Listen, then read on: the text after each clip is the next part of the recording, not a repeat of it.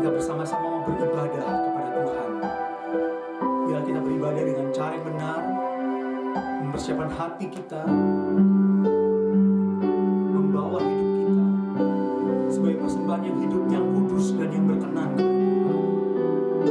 Itu persembahan yang sejati. Saja kita berdoa bersama-sama pagi ini. Kita bersyukur ya Tuhan buat pemeliharaanmu, buat penyertaan-Mu, buat apapun yang Tuhan percayakan dalam hidup kami sepanjang 5 bulan di belakang, memasuki bulan yang baru ini Tuhan.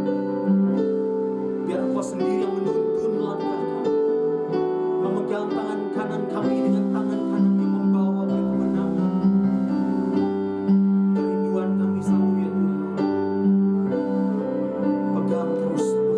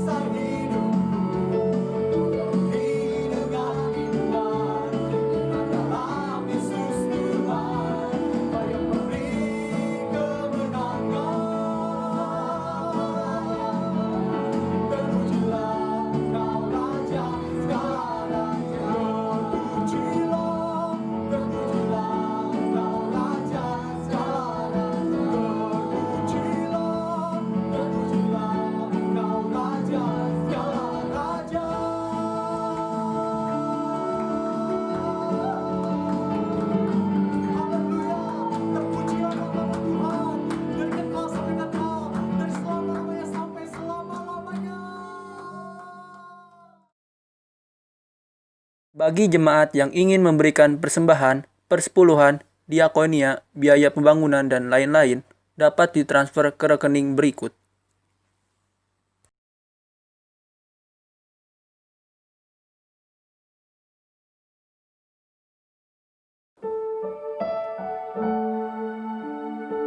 Kami bersyukur punya Allah seperti Engkau. Engkau yang selalu menolong kami. Engkau membela perkara kami. Engkau Tuhan yang dapat kami percaya. Biarlah hari-hari ini, di waktu-waktu yang singkat, kami dari hati dan pikiran kami mau berkenan kepadamu ya Tuhan.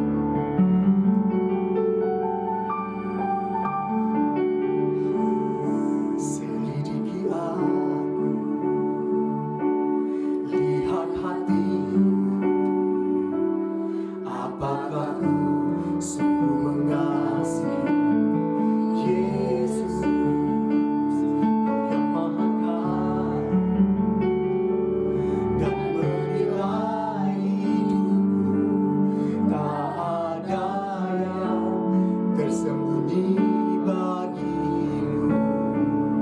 Selidiki aku, lihat hatiku, apakah ku sungguh mengasihi Yesus, Maha Tahu, dan menilai hidupku tak ada yang tersembunyi bagimu. Telah kulihat kebaikan-Mu yang tak pernah habis di berjuang sampai akhirnya Kau dapati aku tetap setia.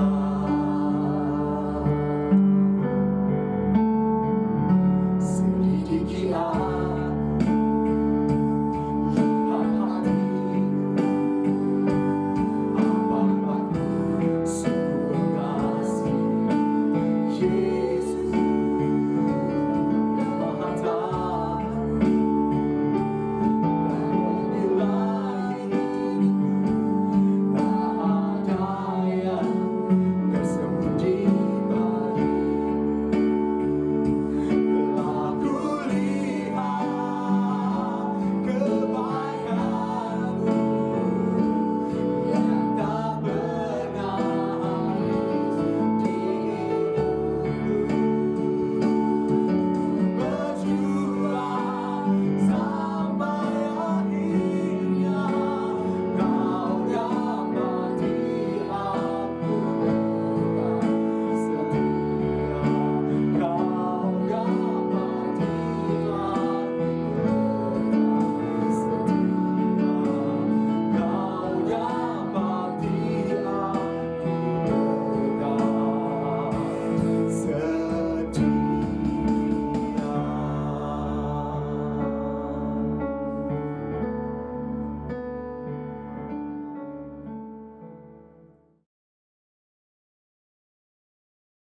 Terima kasih ya Tuhan, pagi hari ini kami boleh diberi kesempatan oleh Engkau kembali datang kepada Engkau ya Tuhan, di dalam ibadah kudus-Mu ya Bapa. Terima kasih Tuhan, di minggu pertama di bulan Juni ini ya Bapa. Tuhan, biar kasih-Mu terus mengalir atas kami, Roh Kudus mengurapi kami dengan urapan yang baru. Tuhan, terima kasih ya Bapa untuk keluarga kami.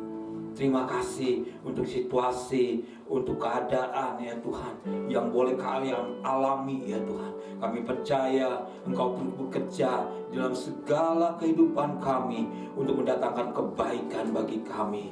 Terima kasih ya Bapa. Biar pagi hari ini Roh Kudus datang untuk menghampiri kami, mengurapi kami, memenuhi kami Tuhan. Sehingga Bapa, ketika firman-Mu disampaikan, ketika kami belajar kebenaran firman-Mu, Tuhan, firman-Mu boleh bertumbuh dalam kami. Tuhan, firman-Mu boleh tinggal di dalam kami, dan kami boleh belajar melakukan kebenaran firman-Mu.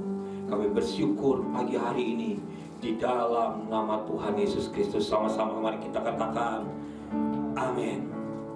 Shalom Bapak Ibu sekalian. Tidak terasa waktu sudah di minggu pertama di bulan Juni dari bulan Maret. Pertengahan bulan Maret kita tidak ibadah secara langsung, tapi kita beribadah secara online seperti ini. Tidak terasa sudah hampir 3 bulan kita mengikuti ibadah online seperti ini.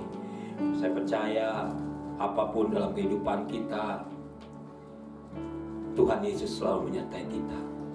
Dia selalu memberikan kebaikan-kebaikan bagi kita.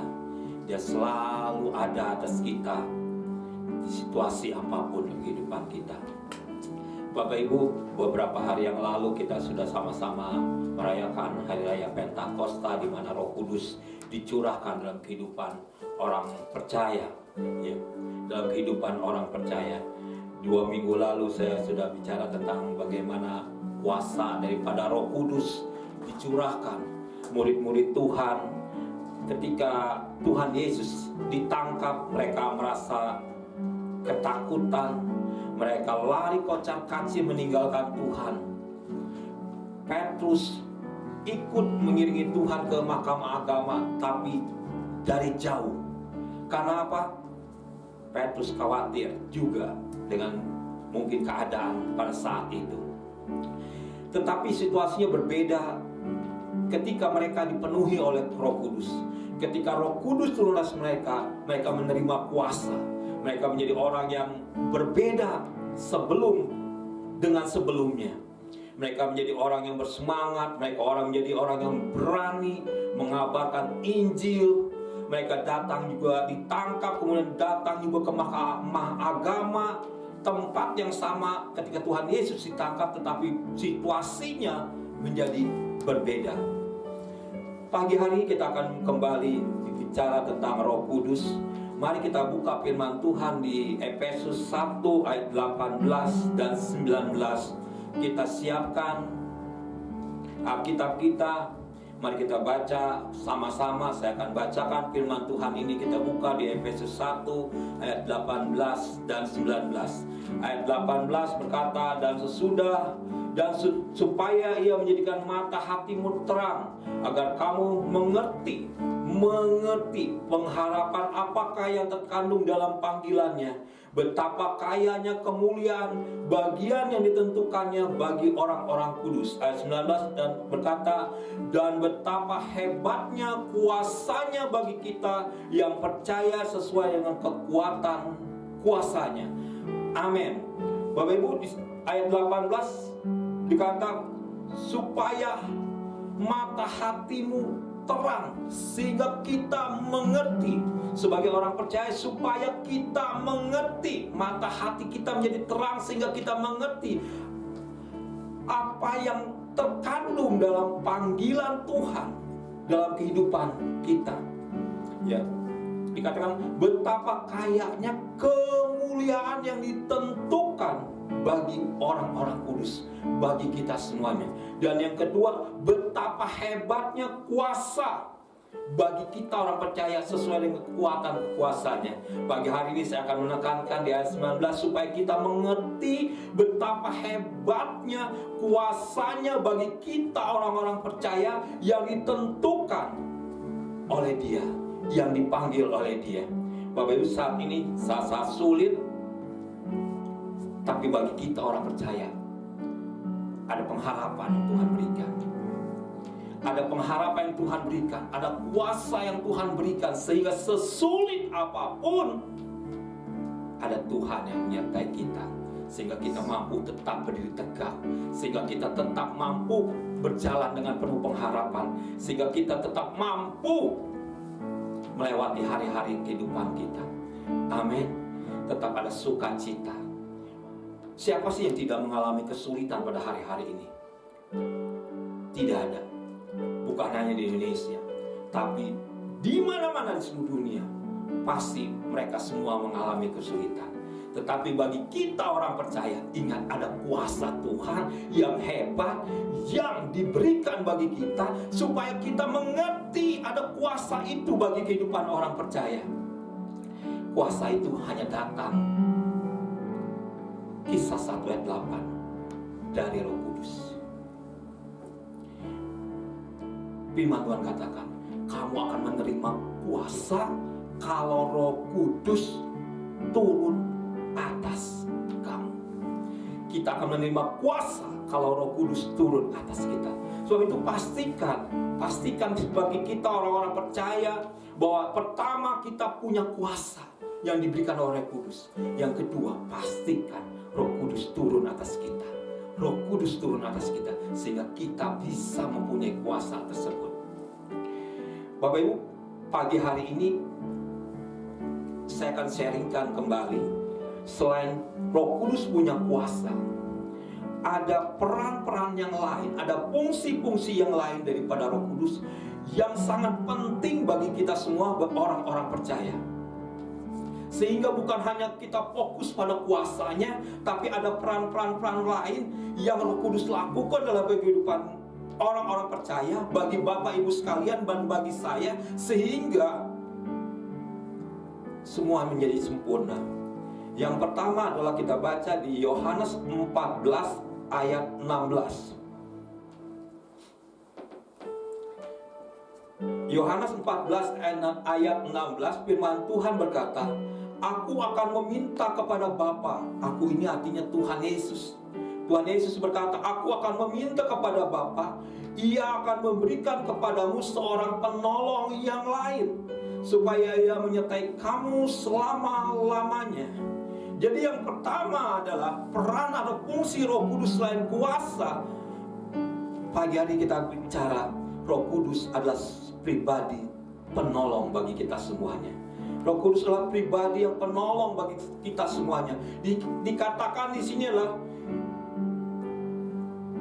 aku akan meminta kepada Bapa dan Ia akan memberikan kepadamu seorang.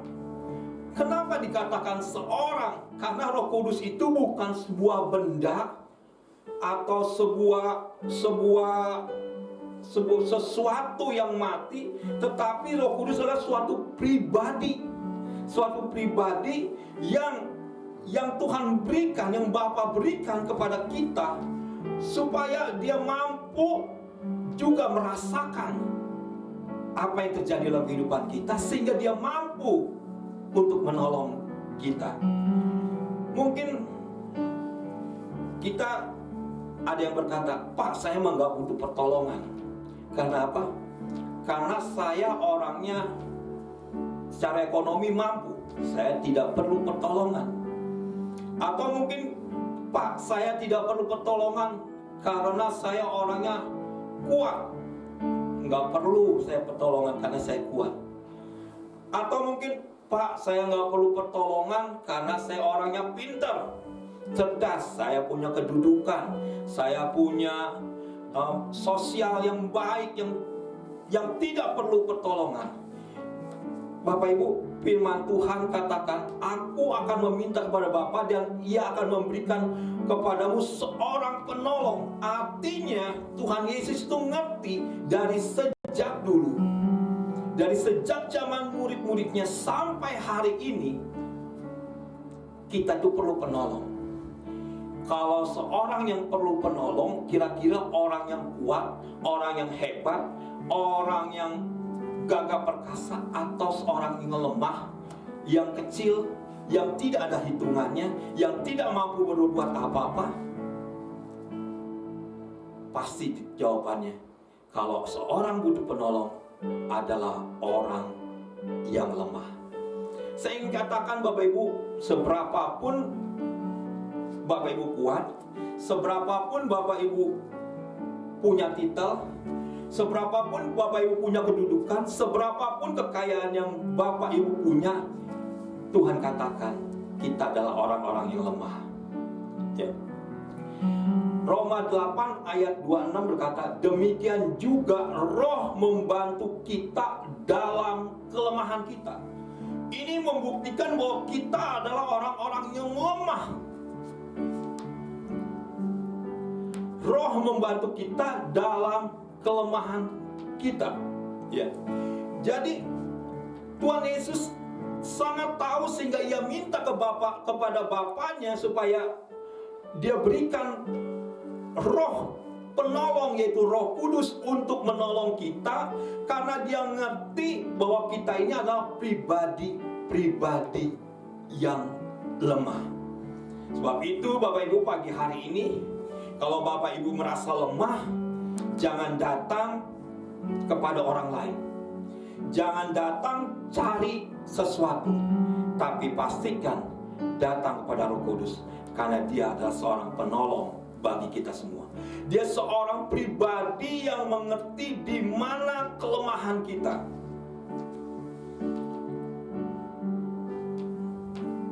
Mungkin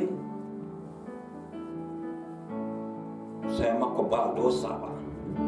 Orang suci, baju putih, celana putih, rambut putih, kumis putih, semuanya putih karena saya orang suci.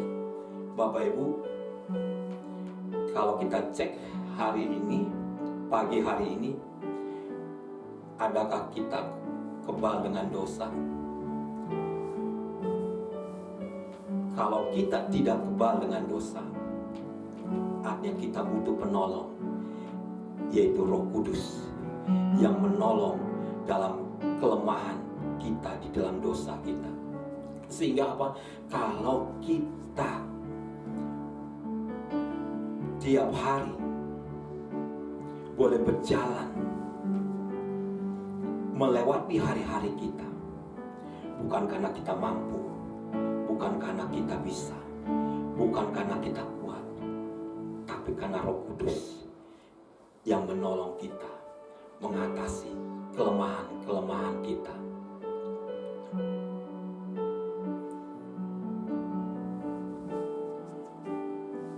Matius 26 ayat 41 berkata, berjaga-jagalah dan berdoalah supaya kamu jangan jatuh dalam pencobaan. Roh memang penurut, tetapi daging lemah. Yang menjadi masalah karena kita masih hidup di dalam daging. Daging itu dikatakan lemah, makanya kita disebut dengan orang-orang yang lemah. Kalau kita semua udah dalam bentuk roh, mungkin kita sebagai orang yang kuat, sebagai orang yang penurut. Tapi karena kita masih hidup di dalam daging, firman Tuhan katakan daging itu lemah. Sebab itu kita butuh penolong. Ya, butuh penolong. Roma 8 ayat 13 berkata, sebab jika kamu hidup menurut daging, kamu akan mati. Jadi kita yang hidup di dalam daging ini, kalau kita terus hidup di dalam daging, ujung-ujungnya kita akan mati. Iya Pak, kalau udah tua kita akan mati. Atau kalau sakit kita mati, atau kecelakaan kita akan mati. Bukan mati secara badaniah yang dimaksud dengan firman Tuhan ini. Ya. Sebab jika kamu hidup menurut daging, jadi kedagingan terus yang kita hidupi, maka ujung-ujungnya kita akan mati. Tetapi jika oleh roh kamu mematikan perbuatan-perbuatan tubuhmu, kamu akan hidup. Jadi yang bisa mematikan perbuatan-perbuatan daging kita adalah hanya roh. Hanya roh. Bukan kekuatan kita sendiri kita mematikan kehidupan-kehidupan daging kita, keinginan-keinginan daging kita, tapi kita mampu melakukan itu semua hanya karena Roh Kudus. Sekali lagi, pastikan Roh Kudus pribadi yang menolong kita semua, yang menolong umat Tuhan di dalam setiap kelemahan kita. Hari-hari ini Bapak Ibu, situasi ekonomi sangat gawat, di mana anggaran proyek semuanya dipakai untuk biaya COVID-19. Bapak Ibu, pemerintah mengalihkan dana proyek semuanya untuk alokasi anggaran COVID-19, sehingga apa? Sangat berdampak kepada bisnis. Saya sangat merasakan sekali karena apa? Saya jual spare part mobil-mobil truk. Semua mobil truk tidak ada order karena proyeknya semua tutup.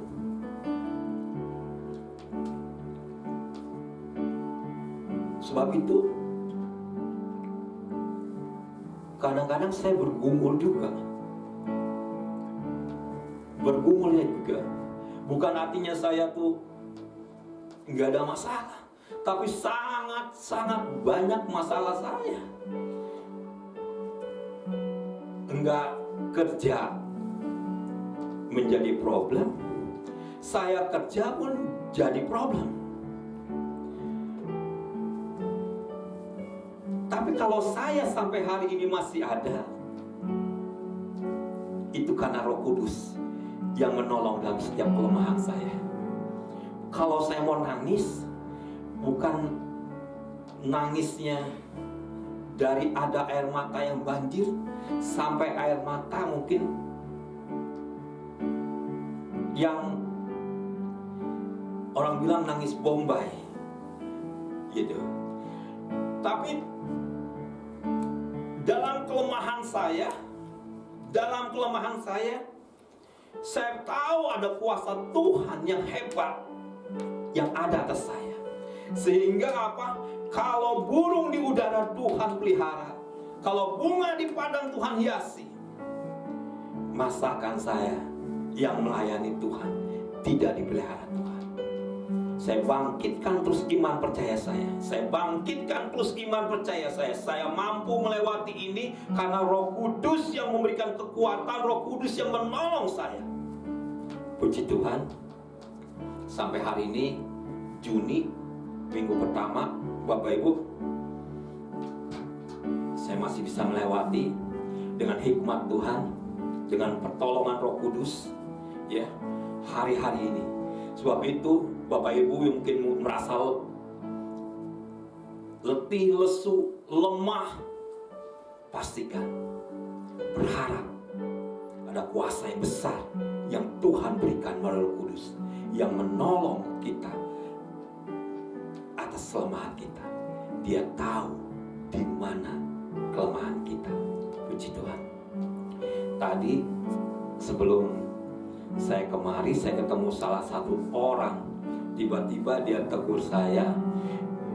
Dia waktu itu pernah tanya sama saya tanggal lahir, tahun lahir saya tahun berapa. Waktu itu saya bilang, dan tadi saya ketemu lagi orang itu. Dia bilang begini, kamu lahir tahun 71 ya? Saya agak kaget juga kan tiba-tiba orang tersebut bilang lahir 71. Saya bilang, iya, kenapa? Dia bilang gini, lahir 71 itu di tangan, jatuhnya di tangan jari telunjuk, di jari telunjuk. Jari telunjuk itu dia bilang artinya seorang pemarah.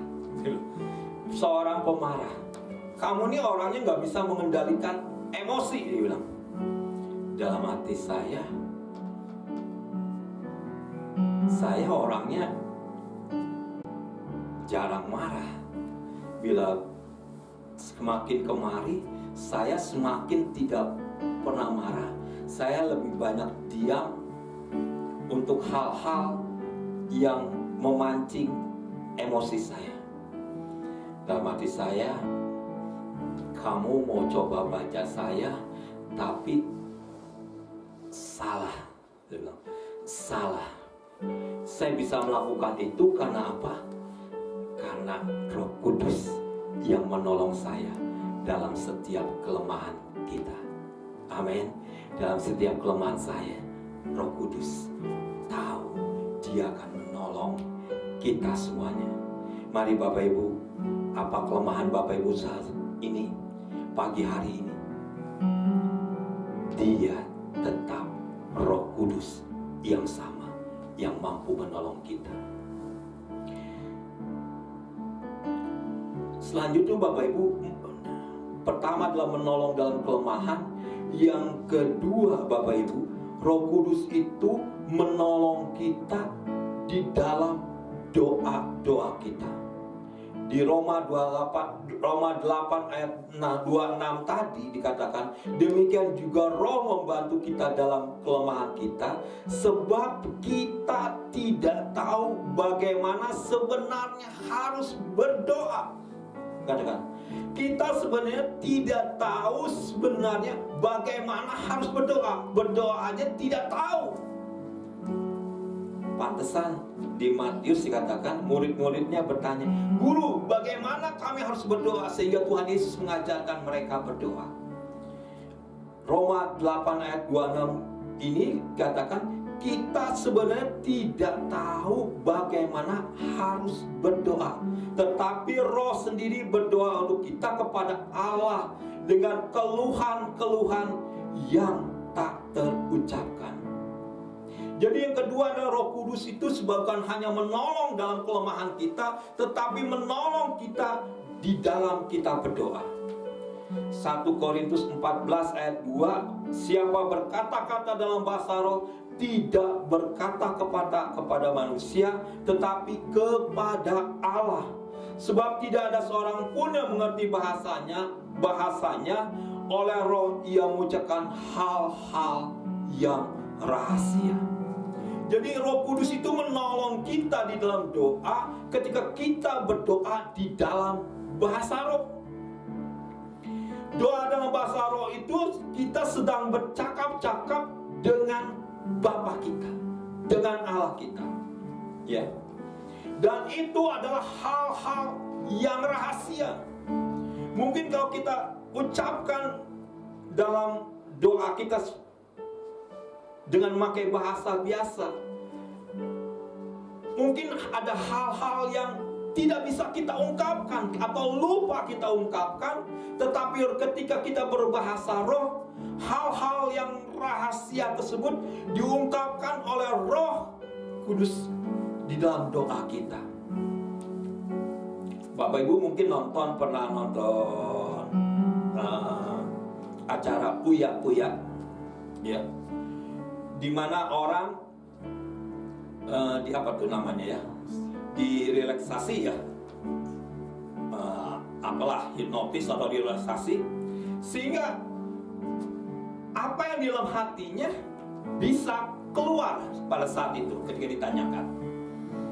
Padahal kalau dia sadar, dia tidak akan bercerita begitu panjang lebar misalnya dengan status dia atau kasus dia atau apapun.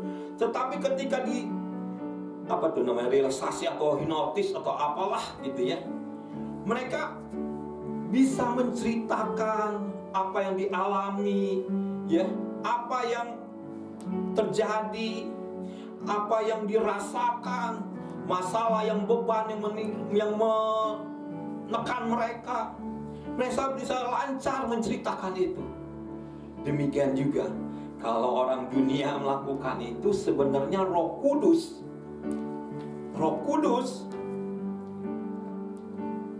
diberikan Allah untuk menolong kita di dalam doa-doa yang rahasia langsung kepada Allah sendiri. Mungkin saya tidak mengerti hati Bapak Ibu sekalian dalam berdoa, tapi Roh Kudus bisa tahu apa yang rahasia dalam hati kita yang perlu disampaikan di dalam doa kepada Tuhan kita melalui doa yang disampaikan. Sebab itu Roh Kudus bukan hanya menolong dalam kelemahan kita, tetapi Roh Kudus juga menolong di dalam doa kita. Selanjutnya Bapak Ibu sekalian, Roh Kudus bukan hanya sebagai seorang penolong. Yang kedua adalah Roh Kudus sebagai penghibur. Penghibur ini penting karena banyak orang yang butuh hiburan, apalagi hari-hari ini. Kalau pagi-pagi ada film Mr. Bean, lihat setengah jam aja kita udah ketawa setengah jam. Malam-malam ada Sule atau OPJ, siaran 1,5 jam, kita sudah ketawa 1,5 jam bersama mereka. Tapi itu hanya sementara, hanya setengah jam, 1 jam, 2 jam paling lama. Roh Kudus memberi penghiburan kepada kita, penghiburan yang abadi. Yohanes 16 ayat 7, namun benar yang kukatakan ini kepadamu adalah lebih berguna bagi kamu jika aku pergi. Sebab jikalau aku tidak pergi, penghibur itu tidak akan datang kepadamu. Tetapi jikalau aku pergi, aku akan mengutus dia kepadamu. Jadi Tuhan Yesus katakan bahwa adalah lebih berguna bagi kamu jika aku pergi, jika Tuhan Yesus pergi. Sebab jikalau Tuhan Yesus tidak pergi, penghibur itu tidak akan datang, Roh Kudus itu tidak akan datang. Tetapi jika Tuhan Yesus pergi, maka aku mengutus penghibur itu kepada kita semuanya.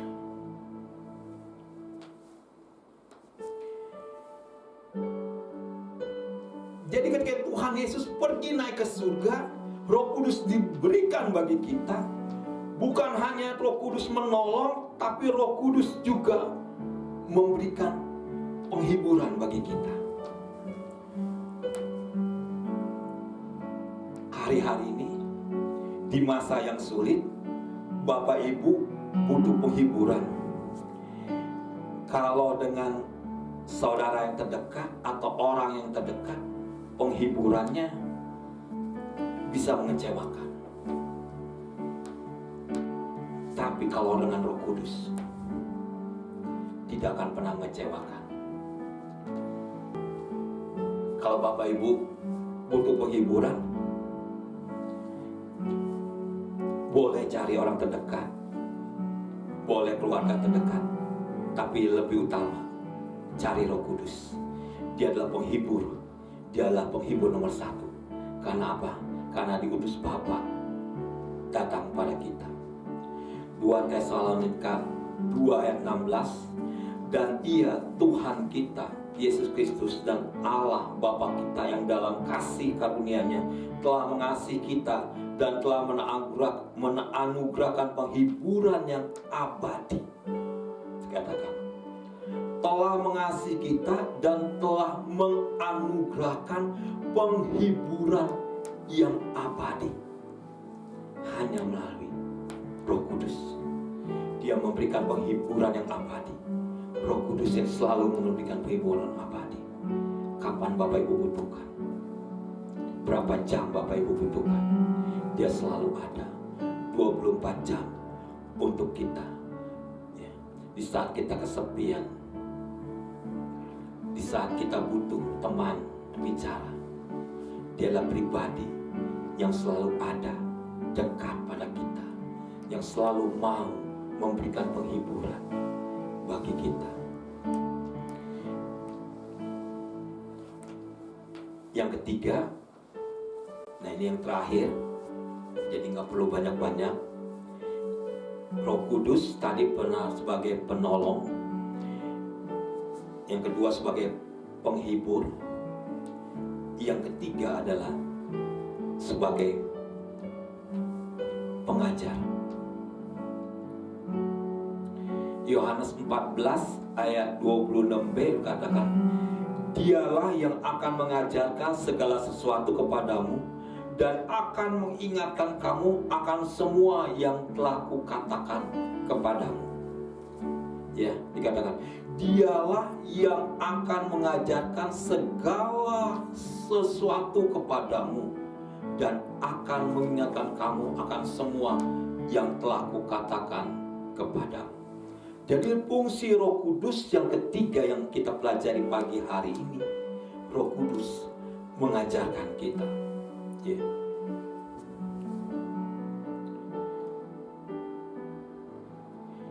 Yohanes 16 ayat 13 berkata, tetapi apabila ia datang, yaitu Roh kebenaran, ia akan memimpin kamu ke dalam seluruh kebenaran. Sebab ia tidak berkata-kata dari dirinya sendiri, tetapi segala sesuatu yang didengarnya itulah yang dikatakannya. Dan ia akan memberitakan kepadamu hal-hal yang akan datang.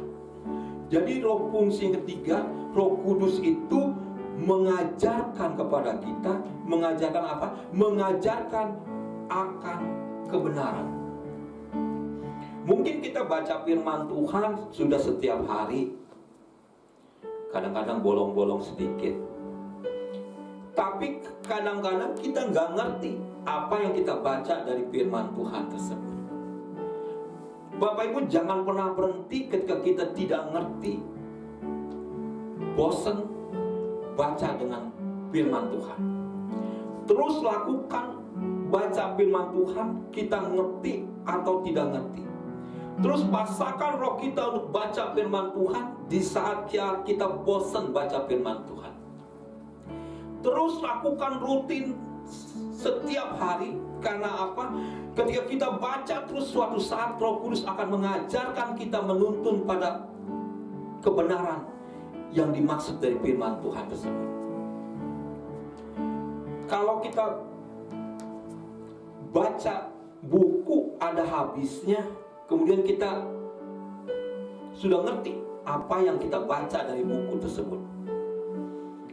Anak saya beli beberapa buku seri, ya, baca berkali-kali.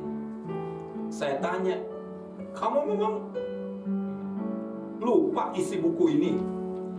Dia bilang, enggak. Kamu tahu cerita dari buku ini? Tahu. Kenapa kamu baca lagi? Ya, untuk mengisi waktu aja. Tapi kalau firman Tuhan, Alkitab, mungkin kita habis baca firman Tuhan tersebut dari Kejadian sampai Wahyu, tapi saya bisa pastikan Bapak Ibu tidak semuanya ngerti isi firman tersebut. Bapak Ibu perlu terus kita ulang-ulang baca firman tersebut, sehingga Roh Kudus terus menuntun kita dalam kebenaran-kebenaran yang kita baca.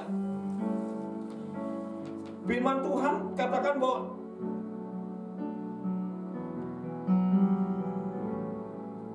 mengingatkan kamu akan semua yang telah kukatakan kepadamu. Apa yang kita baca mungkin kita lupa. Ayatnya di mana itu? Kita tahu cuma sama-sama. Tapi Roh Kudus akan selalu mengingatkan kita apa yang sudah kita baca. Saya pernah waktu itu contohkan bagaimana kita menginput ke komputer, ke hard disk kita. Suatu saat itu akan kita input tersebut, terus kita input terus.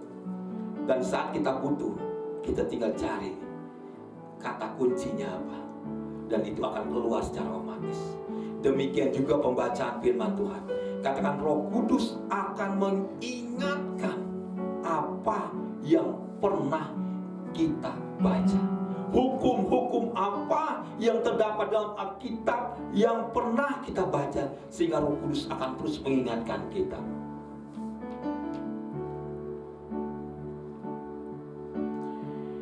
Yang kedua adalah mengajar hal-hal yang akan datang.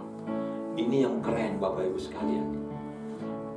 Kadang-kadang kalau kita mau tahu hal-hal yang akan datang, hal yang akan datang kan menarik ya. Contohnya kalau di akhir tahun, suhu rame tuh. Tahun 2021 kira-kira terjadi apa Pak? Ramalannya bagaimana Pak? Ekonomi gimana Pak? Percintaan bagaimana Pak? Rame tuh. Dari apa? Horoskop bintang, ya. Misalnya apa tuh?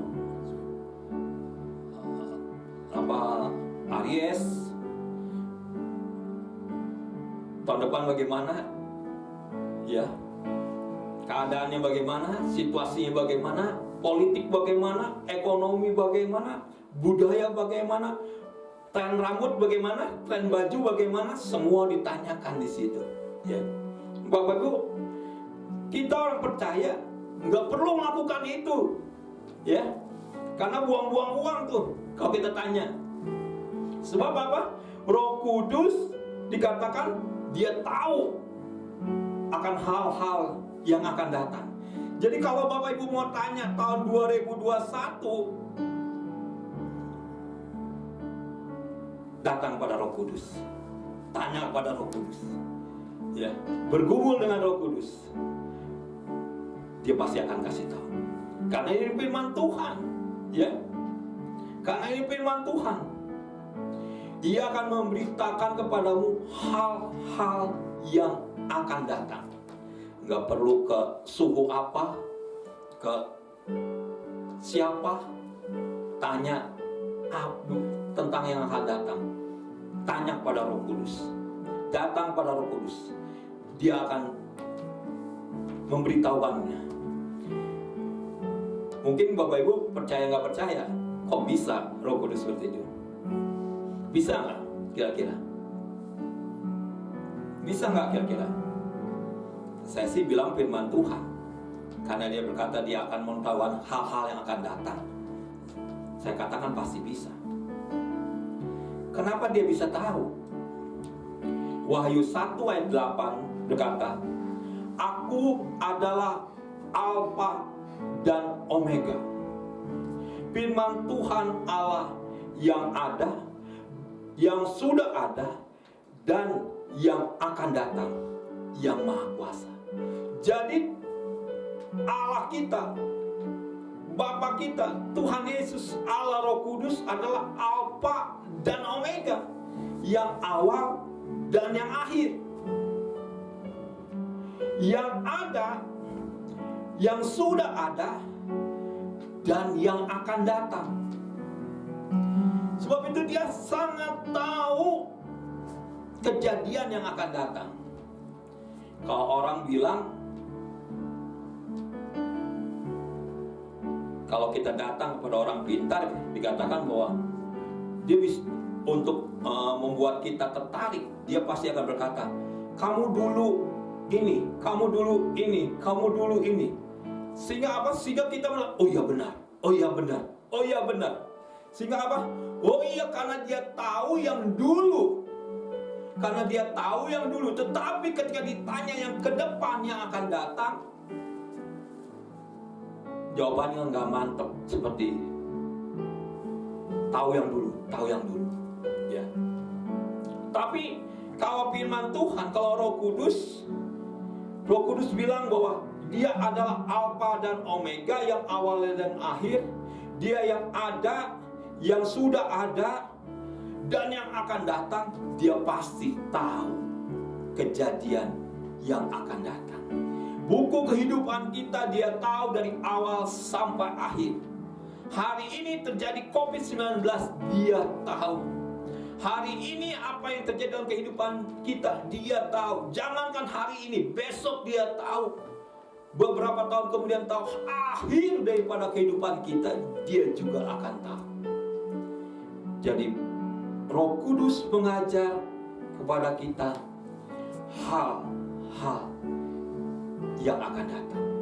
Gak perlu datang kepada orang pintar, datang kepada Roh Kudus. Pagi hari ini Bapak Ibu sekalian, 3 hal yang saya bagikan bagi Bapak Ibu sekalian. Roh Kudus itu seorang penolong, Roh Kudus itu seorang penghibur, Roh Kudus itu seorang pengajar bagi kita. Biarlah firman Tuhan ini menjadi rema bagi Bapak Ibu sekalian, sehingga memberi kekuatan bagi Bapak Ibu sekalian bahwa dia, Roh Kudus, Allah yang berkuasa atas kita. Tuhan Yesus memberkati kita semuanya. Haleluya. Pagi hari ini kita akan masuk dalam perjamuan kudus. Mari siapkan roti dan anggur Bapak Ibu sekalian. kita sama-sama masuk dalam perjamuan kudus ini dengan hati, dengan kerinduan bersekutu dengan Tuhan.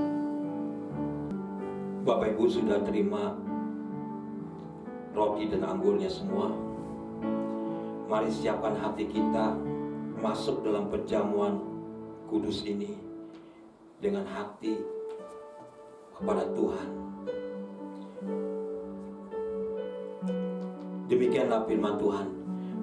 Sebab apa yang telah kuteruskan kepadamu telah aku terima dari Tuhan Yesus, yaitu bahwa Tuhan Yesus pada waktu Ia diserahkan mengambil roti. Mari angkat roti kita tinggi-tinggi.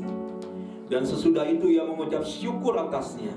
Ia memecah-mecahkannya dan berkata, inilah tubuhku yang diserahkan bagi kamu. Perbuatlah ini menjadi peringatan akan aku.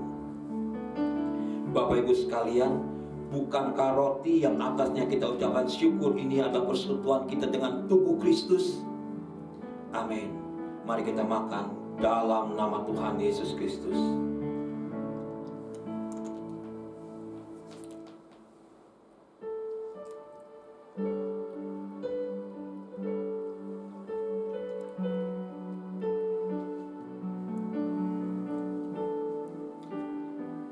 Demikian juga Ia mengambil cawan sesudah makan. Mari angkat cawan kita tinggi-tinggi. Lalu berkata, cawan ini adalah perjanjian baru yang dimeteraikan oleh darahku. Perbuatlah ini setiap kali kamu meminumnya menjadi peringatan akan aku. Bapak Ibu sekalian, bukankah cawan yang atasnya kita ucapkan syukur ini adalah persekutuan kita dengan darah Kristus? Amin. Mari kita minum dalam nama Tuhan Yesus.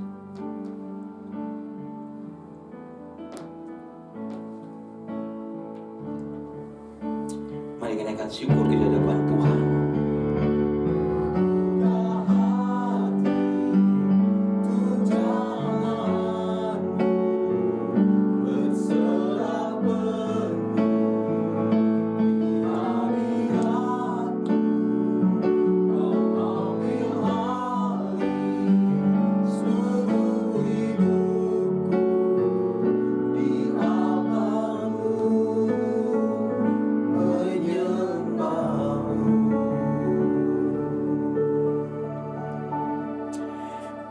Bersyukur ya Tuhan, terima kasih Tuhan. Terima kasih hamba-Mu berdoa Tuhan untuk seluruh umat-Mu ya Bapa. Terima kasih Tuhan, berkati mereka Tuhan. Sepanjang minggu ini biarlah mereka ada perlindungan Tuhan Yesus Kristus. Terima kasih Tuhan, berkati kesehatan mereka semuanya. Biarlah Bapa, kami semua Tuhan hidup di dalam Engkau ya Bapa. Terima kasih ya Bapa, pagi hari ini kami siapkan hati kami untuk menerima berkat yang terbaik dari Tuhan. Mari angkat kedua tangan kita, terimalah berkat yang terbaik dari Bapa Surgawi dalam cinta dan kasih dari Tuhan Yesus Kristus, penyertaan dan penghiburan dari Roh Kudus menyertai kita mulai pagi hari ini sampai selamanya. Kita yang percaya bersama-sama kita katakan amin.